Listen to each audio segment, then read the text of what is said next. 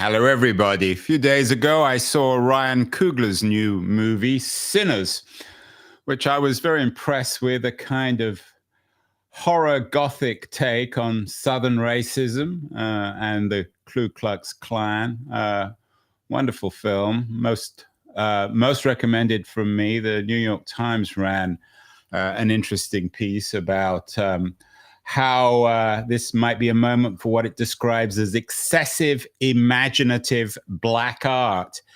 One person all too familiar with that is my guest today, Malaika Tubbs's first book, The Three Mothers, How the Mothers of Martin Luther King Jr., Malcolm X, and James Baldwin was remarkably imaginative, huge hit, had over 3,000 or almost 3,000 reviews on Amazon. Anna was on the show a couple of years ago, and she's got a new book out.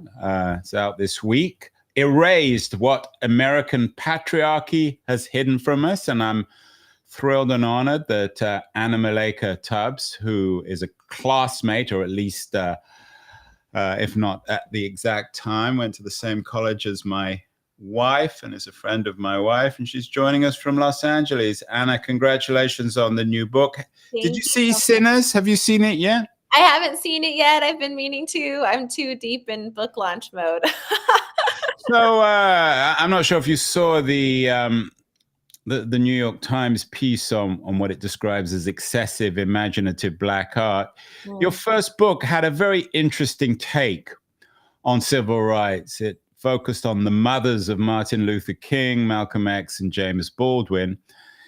Is this new book, Erased: What American Patriarchy Has Hidden from Us, has that got the same kind of unusual, unique take on the history of American race and racism? Interesting. Yeah, I would say so. It's in the same vein of Three Mothers in that I center Black female experiences, women of color, but I'm also just helping us rethink what we thought we always understood and knew in a different way. So with Three Mothers, I celebrate the women who birthed and raised these incredible men, and it allows us to understand the civil rights movement, but from those who birthed the movement even. Oftentimes in Black history, we kind of skip past this whole generation of people and we talk about civil rights, but we don't think about everything that led up to that. So the Three Mothers not only celebrates these three particular women, Alberta King, Bertus Baldwin, and Louise Little,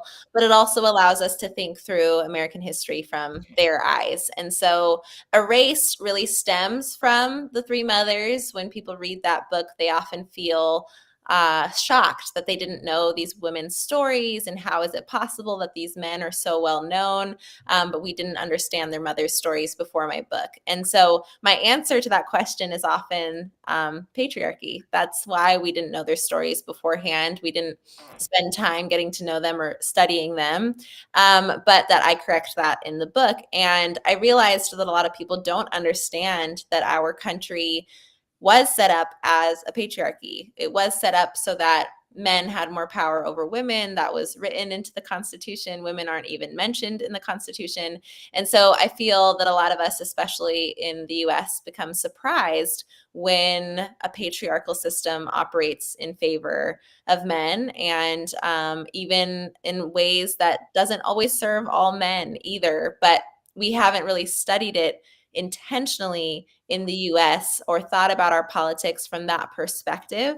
And so it felt like this book was necessary, and especially at a time when we're talking more about race and we're seeing incredible work by people like Ibram Kendi and Isabel Wilkerson, who are mapping the systemic nature of racism in our country. It felt like I could add a complementary text that does that for patriarchy. Yeah, it's interesting. Kendi will be on the show actually in a couple of weeks. Amazing. Yes, I love Kendi. Yeah. I saw the Wilkerson film cast. I actually admit, I have to admit, I haven't read the book. Oh, the book's incredible. You need to. One of those books I should be reading. Definitely. But my understanding, at least from the movie, I saw it a couple of times, is it compares the history of race in America with Nazism in Germany and the nature of the caste system, particularly in India. So it's a comparative analysis. Definitely. You talk about the foundations of the American Republic being one of patriarchy. Do you compare it to other places around the world, perhaps other revolutionary societies? How does America come out of this comparison? Yeah, I only compare it in some of the examples that I point to in the US. So I talk about the maternal health crisis in the US. So I definitely do some comparison to other industrialized nations across the world. But really, this book is a focus on how patriarchy operates in the US. And I believe that we need to have more books that focus in on the context of patriarchy in their particular places, because when we try to make it seem that all of the patriarchal systems around the world operate the exact same way, then we actually miss opportunities to find solutions that we would find if we were more specific about each nation and the construction of those founding documents of each nation and how other identifying factors are going to play a role in that patriarchal system. And so in the book, I'm not arguing that the US is the only patriarchal nation across the world. That's definitely not the case. But what I am arguing is that we each in different nations have our own unique gendered social order. And we haven't really analyzed the US specifically in that way. So I don't spend a ton of time comparing it to other patriarchal systems, but really it's a deep dive into what American patriarchy is. And I see it as the go-to book for anyone to understand how it was written into the Constitution, how it relates to even our current Supreme Court, all of the examples throughout history that then map to what we're seeing currently, even in this current administration. Yeah, we of course will come to that administration, Anna. Very controversial administration. Right. How would you respond? There will be some people watching, listening, thinking to themselves, yeah, maybe I agree with some of what Anna is saying, but that was the nature of the world back in the late 18th century, during the American Revolution, throughout the 19th century. That of course, doesn't vindicate that inequality, but all societies were patriarchies. They were all dominated by men. Women didn't have rights, didn't have the right to be divorced, didn't have the right to have bank accounts. They didn't have the right to vote or become a representative. How would you respond to that argument that I'm sure you've heard many times before?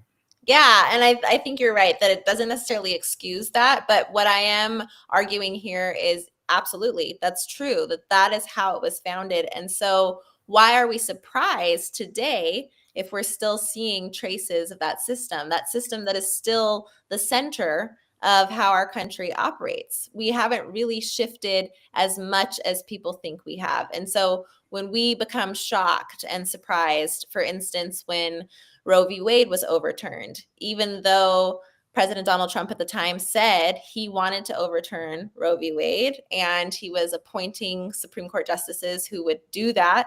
Why would we then still experience surprise across the US?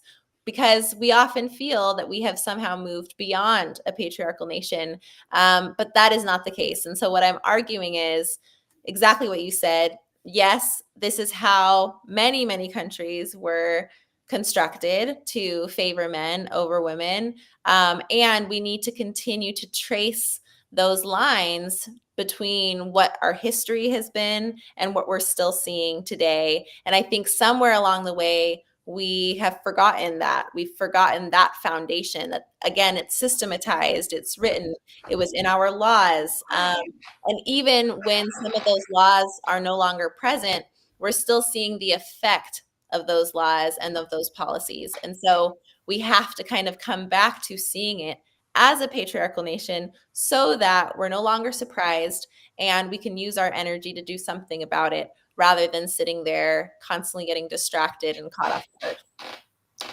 Who are the historians who have most influenced you? I mean, the way you're talking, you suggest that if you have a blot in your history, you can never quite escape from it.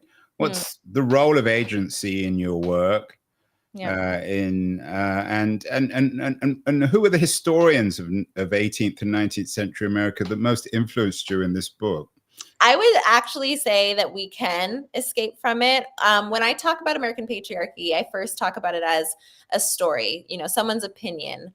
There were men who were our founding fathers who believed that they wanted to construct a nation that was a republic of men. There's many documents saying this is what we want to build, and we want to come up with our own hierarchy, and we want to reward the men who align with what we align with. And clearly that doesn't include men of color, that doesn't include men who were enslaved. So all of that is to say, this is how things were written. However, I also say in the book, the story becomes a system through laws, but those laws don't necessarily dictate what truth is or what everybody believed at the time. And so you actually see multiple examples of people always living differently, always pushing beyond what American patriarchy said was available to them.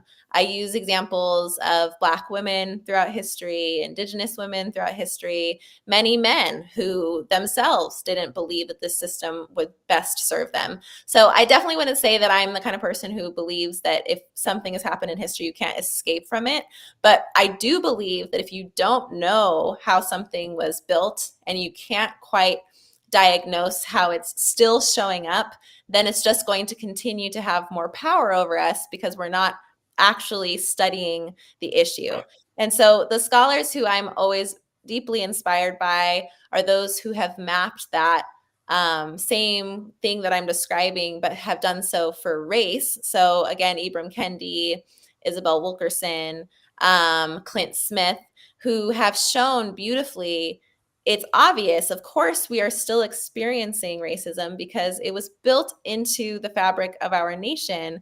But once we know that, we can actually do something about it. So this book really follows that same tradition of saying, in order to move past it, we have to understand how it works. We can't pretend that it's not there. We can't act as if we have, completely become a new nation and these things don't affect us anymore, because that's when we start to see issues continuously popping up.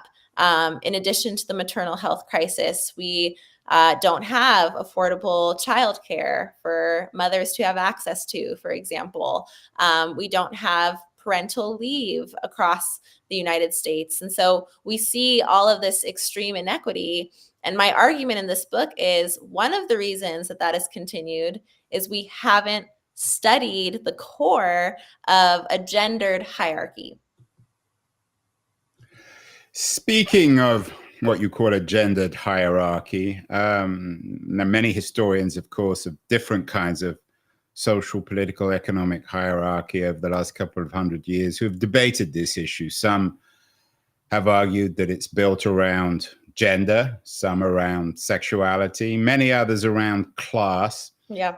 How would you respond to the Marxist school, the critique that patriarchy is all very well, but just as there are wealthy Black women who are not who don't participate or are not subjected to an American patriarchy, a much more effective way of making sense of inequality in America, and I don't think anyone would argue that there isn't inequality in America, is through social class. And social class is something that unites white, Black, brown women. Interesting. Yeah, I always say actually that what I'm saying in this book around a gendered hierarchy is that we have been told to compete for our right to be gendered in the US, but that not everybody has had access to the already problematic and flawed gender binary. So I'll walk us through that. We've been told that man means you have power over others, that you control others, that you oftentimes are a landowner, that you are the one who passes on your legacy and your status to your children, that is kind of the definition of manhood in the United States. That womanhood was the reproduction of that power through children. And again, passing that legacy of the man through that person's kids. But what we also know is that not everybody had access to that already problematic binary of man having control over woman. We know that women who were enslaved, it was written in law that if they had children, regardless of how that child came to be, or those children came to be, they would actually have the legacy and the status of the mother. So immediately we see that somebody actually isn't included in that already problematic binary. So we also see it with poor white men not having the same access to that kind of treatment as a man who is able to have control. And so what I actually am arguing in the book is it all comes back down to gender, but the other identifying factors and demographic factors make it that's what determines whether we have access to man or woman. And so it does have to do with class. It does have to do with race. It does have to do with sexuality. It does have to do with all of the things. It all is just organized around the core of a gendered binary that excludes many people from accessing what it means to be human in a gendered hierarchy. Anna, what does your book, this new book, Patriarchy, tell us about the fathers of the American Revolution? Recently, we did a show about Benjamin Franklin, who my author, conservative Californian, argued is the greatest American in history. We, of course, as we do in these kind of conversations, also talked about Thomas Jefferson, who was the revolutionary American who kept slaves and had slave concubines. What's the conclusion of your book on American patriarchy, about American Revolution, American rights, American liberalism? Do you argue that it's just one big myth, one big lie, or do you give some credit to the fathers of the so-called revolution like Jefferson and Franklin? Yeah, I talk a lot about them, actually, not as much Franklin, but I do talk about I talk about all the men that are on Mount Rushmore in particular is one of the stories that I tell. And we know that when they won the Revolutionary War, they were faced with a lot of challenges. One in particular being that because of this revolutionary spirit that was spreading across the whole country, they felt that they needed to get people in line, that they didn't want to lose what they had just won, which was they were going to build a new nation. And so they wanted to build a nation where they decided who was going to be in power and how they were going to control other people. So we know that, for instance, Abigail Adams, she wrote a letter to them saying, please do better for us and remember the ladies. It's this famous letter, more so than the monarchy did. Consider us, respect us, treat us better. And in response to that, her husband and also Thomas Jefferson and George Washington say, we know better than to let you all have any power. And they actually doubled down more on patriarchy than we had seen when we were a colony. So this was actually a fascinating moment because it then signals, okay, patriarchy is what they are going to uphold. And so I'm not the first to argue that. I'm not the first to write that. There's many historians, including white male historians, who say it was their goal to build a republic of men where women were subjugated and women were not going to have access to political representation nor to the ability to vote. And so, again, I'm not saying really anything that's new or surprising. It was a result of wanting to protect what they won during the revolution. What does your book tell us about the role of, shall we say, white feminism, particularly in the late 19th, early 20th century?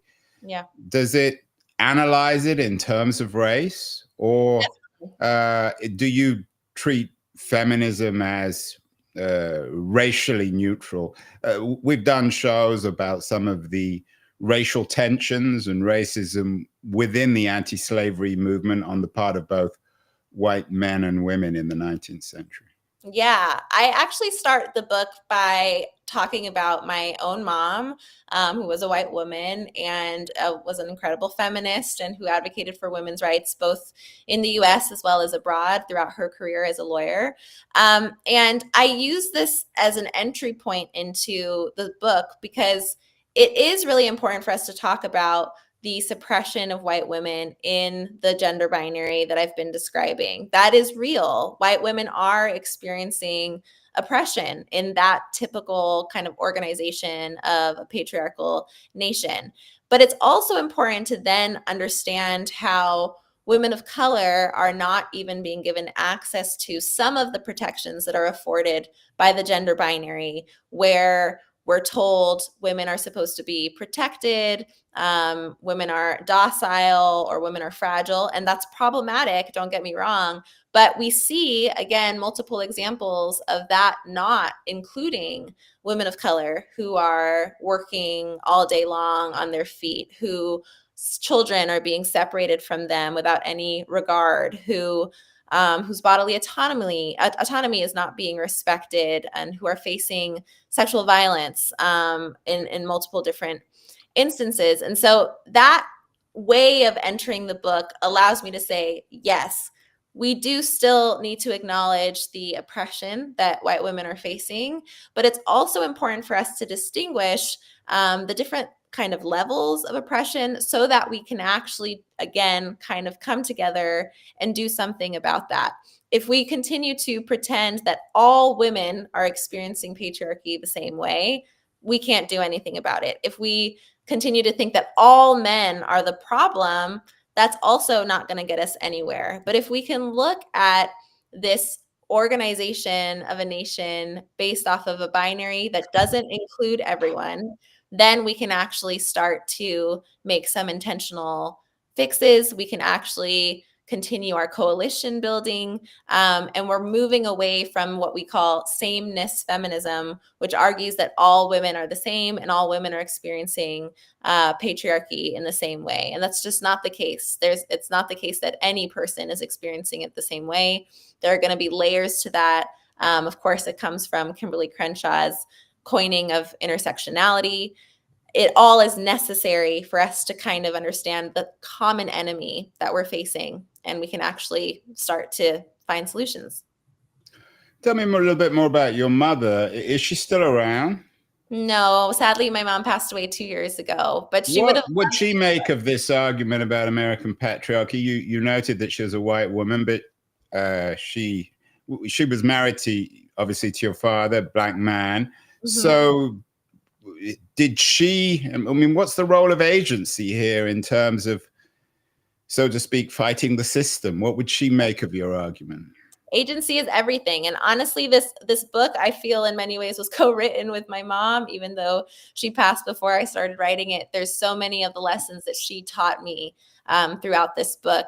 I always use her as an example to talk about allyship, and something that I didn't even know she was modeling so beautifully until I realized it's not something that everybody has comfort in and doesn't always understand how to be an ally. But my mom, again, incredible feminist. She always talked about the importance of honoring women and particularly mothers. She also understood that she didn't know what it was to be a Black woman or a Black girl. And she always told me, even if I don't fully understand that, I'm not going to say I know what it is to walk in your shoes, but I will walk beside you. I will do my part to learn. I will work for this world to be worthy of you. And that's really what allyship is. We're walking alongside each other. We're not saying my experience is the same as your experience and that it needs to be the same and we need to be saying the exact same thing in order for us to get anything done. Instead, it's saying let's walk beside each other and work together. And so agency is everything in that. And really at the core of the book, I'm talking about, even if we've come up against a system of American patriarchy, there have been countless examples of people who have used their agency to show us that there is always something else available to us, that is just one story that was systematized, but that we can always look past it. We can actually always choose something different. We can realize why so often those who uphold American patriarchy want to erase any record of anything different, because they don't want us to know that there are many different ways to live. And if I return to thinking about Black women in the United States, who by law historically were the only ones who have been deemed property and the givers of non-life through our children, meaning that our kids were also seen as property. That was written, that is a result of American patriarchy, but that's not what Black women ever believed, nor would they accept. And so in that agency, it's saying, I can actually build a different country. I can show people that I deserve to be treated as a human being. Of course, my children, the most precious beings, deserve to be treated as human beings. And so I'm not just going to fall in line with what the system is telling me. I'm going to build something else. And so agency is at the core, really, of what we do to confront American patriarchy. In your book, how do you deal with the civil rights movement? Of course, mostly in the 50s and 60s, there were some very prominent African American women, but mostly led by men, some of whom have controversial attitudes and relations with women, Martin Luther King in particular. How do you deal with that chapter in the history of civil rights, particularly when it comes to Black men and Black women? I don't say in specific anything about MLK Jr.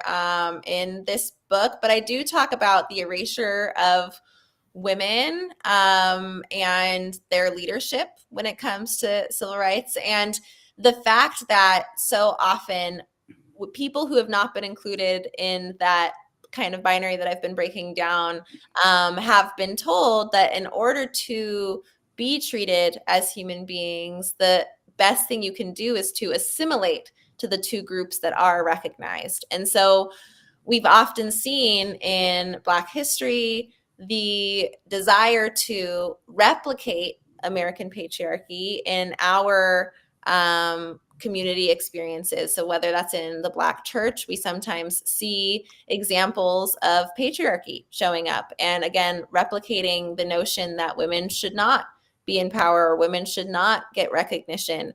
And so we've also seen the opposite, though. We've seen Black churches that are powerful in their activism, have led in terms of changing our nation for the better. But so many times you'll see examples of people of color who have been convinced that in order to be treated as human beings themselves, they have to assimilate as much as possible to the gendered hierarchy.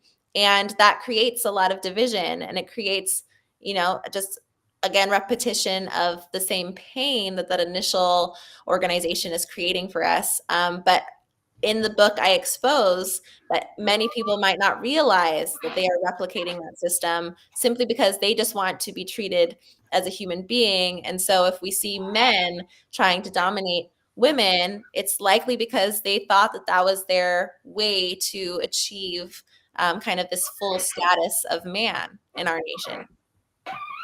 How do you fit into this? Some people, again, might be watching and thinking, this is all very well, but Anna is a graduate of Stanford, certainly a very successful, privileged, so to speak, author of The Three Mothers, remarkably successful book. You studied at Cambridge University. Your husband, Michael Tubbs, is a very prominent American politician. Some people might say, well, maybe this was true once, but Anna has as many opportunities and has indeed succeeded, manifested her own agency like any other American. Yeah. I just don't think privilege affords us any reason to ignore the issue or to think that somehow because my life experiences have allowed me to have opportunities that I've worked incredibly hard for as well, that I can just... Yeah, no one's denying that you are a product of privilege, but that you are an example of the absence of patriarchy, because if there really was patriarchy, then we wouldn't be having this conversation. You wouldn't have been having all the success you've had. You wouldn't have had your educational opportunities.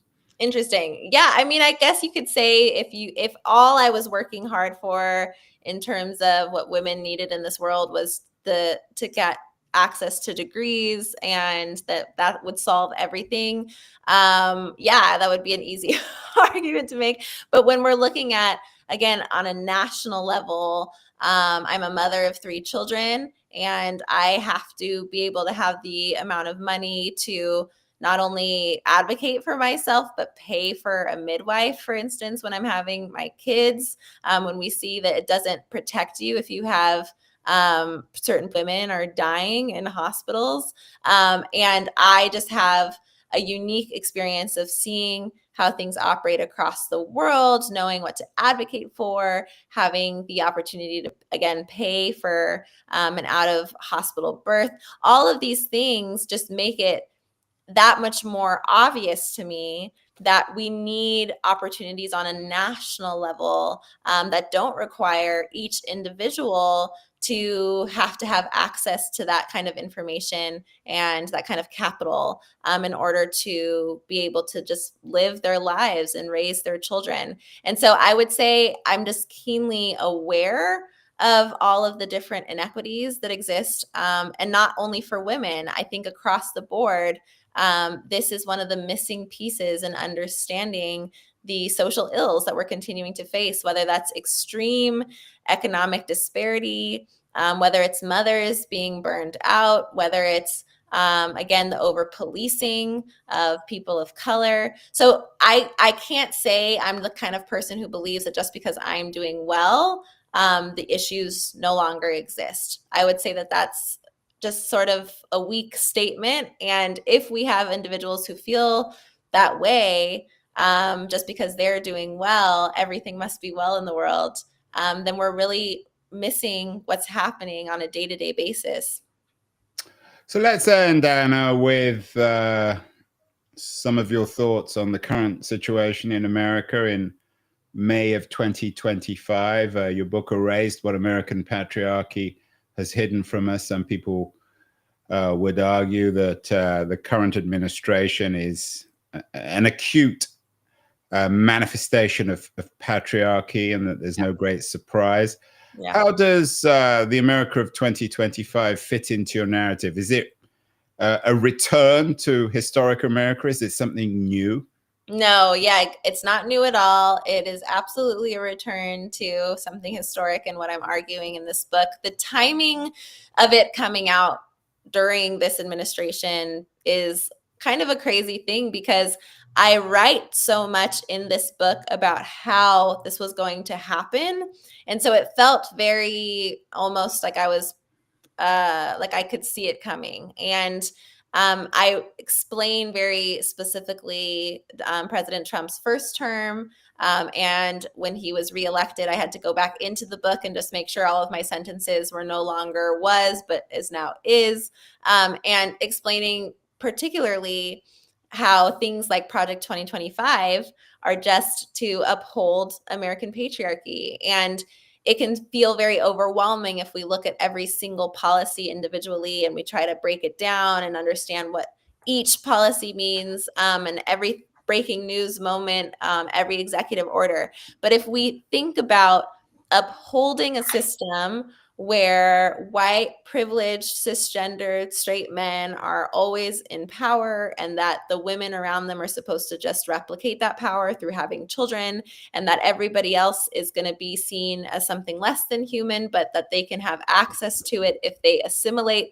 as much as possible, then a lot of this just makes a lot more sense. And if we are able to analyze it from that perspective, we will stop being shocked, we'll stop being surprised, we'll start to better understand, for instance, why one of the most important issues that they are confronting is women having more children, and that they see that as something they need to fix. And can they pay women to have more children? All of it comes back to this particular model of who gets to be seen as human, what role we're all supposed to play in, again, upholding American patriarchy. Yeah, it's interesting you mentioned Project 2025. We did a show with David A. Graham recently, who is an Atlantic writer. He has a new book out specifically on Project 2025. We've also had historically Margaret Atwood on the show. Yeah, wow. And we talked about the way in which Project 2025, with its cult of fecundity and of the family and of the birth productivity of a women seem to be almost an attempt to replicate Atwood's Handmaid's Tale. Right. Uh, How do you analyze that? Is that a conscious return to the history of patriarchy, or does it suggest that we never quite flushed out patriarchy? I And think how would you make sense of, particularly, I mean, it's all men, or mostly the vast majority of men like J.D. Vance and his theoretical affection. It seems fairly overt for patriarchy. I wouldn't give Trump much credit. I don't think he's a particularly deep thinker, but Vance has given this a great deal of thought. Yeah, definitely. I think it's a very conscious return to American patriarchy. And this is the thing. I mean, I tell this story, it's kind of a funny one. When I tell people that I'm writing a book about American patriarchy, and a lot of men have sort of an uncomfortable reaction to that, which is tells me a lot of men are fully aware of how much American patriarchy is benefiting them.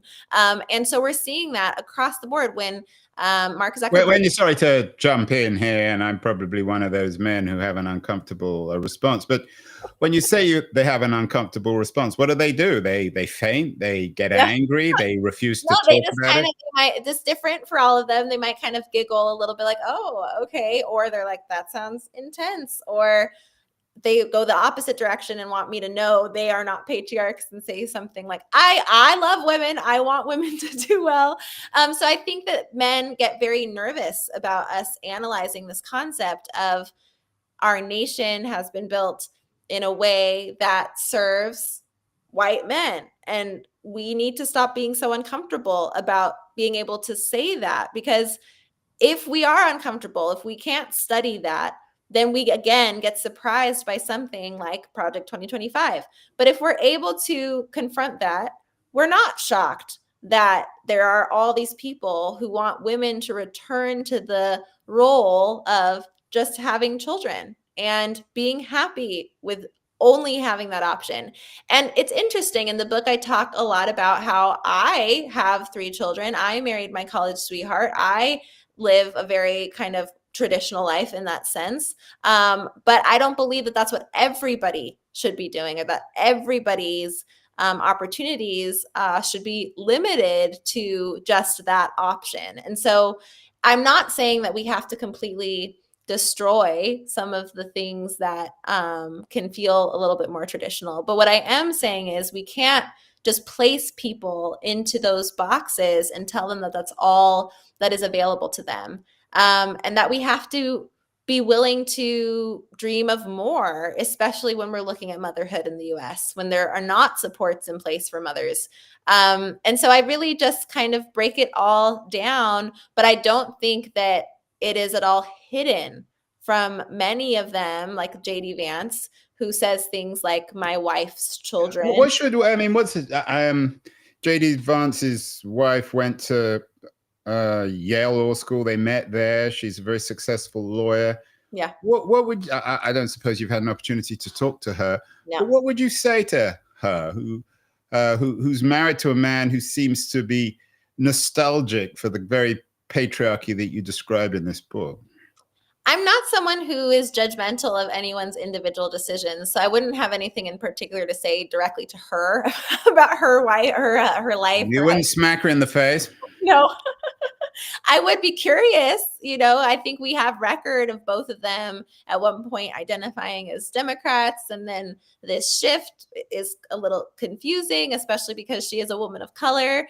I would be curious how she feels when her husband often speaks as if she's in charge of the kids and there's nothing for him, to do about that. He talks about her kids and what she does with them. I'd be curious, but I wouldn't be necessarily judgmental. I also think that we are seeing such a divisiveness where women feel like we have to tell other women what they're supposed to be doing. In the book, I'm arguing simply that it's a matter of choice. And that I'm a mother. I love mothering my 3 children. I love my marriage. I'm not someone who believes that we all need to do this. And it just shouldn't be these continuous obligations that are just replications of a system that was, again, written into the Constitution. And I think people just don't realize that that's what's happening. And so they get confused when the system operates in the way that it was designed to. So finally, Malaika, Anna, sorry, what should we do here? You talked about Trump. We talked about J.D. Vance. Is the solution political? The last election was one in which a black Indian black woman was defeated by a patriarch, someone almost a self-styled patriarch. Is the solution political? Is it simply winning control of Congress and the presidency and passing new laws? I always think that there's levels to any kind of fix or national change that we're trying to make. And so, similar to how I end The Three Mothers, I end this book with thinking through those levels on an interpersonal level, thinking through why you might have been affected by American patriarchy, or what's happened in your own life, or how you see yourself. I talk a lot about mothers who often blame themselves or have no grace for themselves. And I explain that that's a result of a system that wanted them to feel that way, right? Because then they don't have access to their power, they don't have access to their own agency. And so that's one level, right? Really rethinking how we see ourselves and our individual persons. But then on the next level, thinking of your own relationships with people, with friends, with your spouses. What are ways in which you might be replicating American patriarchy without even realizing that you're doing so? But then we take it to another level of especially parents. What are things that we're teaching our kids that we might not even think twice about, but we're actually telling them how our system works in the US. Stories we tell them, what we're seeing in TV shows that they're watching, all of those might just be reproducing American patriarchy. But then on a national level, yes, policy that needs to shift and how we're voting. A lot of people were shocked by some of the results in this last election. Particularly, there was a lot of analysis of white women voting, how Latino men voted, and people didn't understand. And I think if you understand American patriarchy and you understand that, yes, white women are often oppressed by white men, but they are still afforded some protections. And so in some ways, they feel like they need to protect that. We then better understand why they might vote the way they often vote, or why some Latino men felt that there was a calling to them in something that protected manhood. We have to understand, if a group has been taught the more you assimilate to that hierarchy, the better you'll do. Well, then, okay, that makes sense why some might have thought I will be treated more humanely if I align with protecting this social order. And so I just really feel like it's this kind of mystery that a lot of people have been confused by, but it's actually very traceable. We can look at this system in this way, and we'll better understand how to move forward and how to vote differently. Well, Anna Malaika Tubbs, the author of Erased, I was going to say Erasure, Erased, What American Patriarchy Has Hidden From Us. It's a book about agency. And the act of writing is, of course, a good example of agency. Congratulations on the new book. I'm sure it will be as successful as the new book. It's out now. And Anna, love to have you back on the show. So much more to talk about. Thank you so much. Well, thank you so much.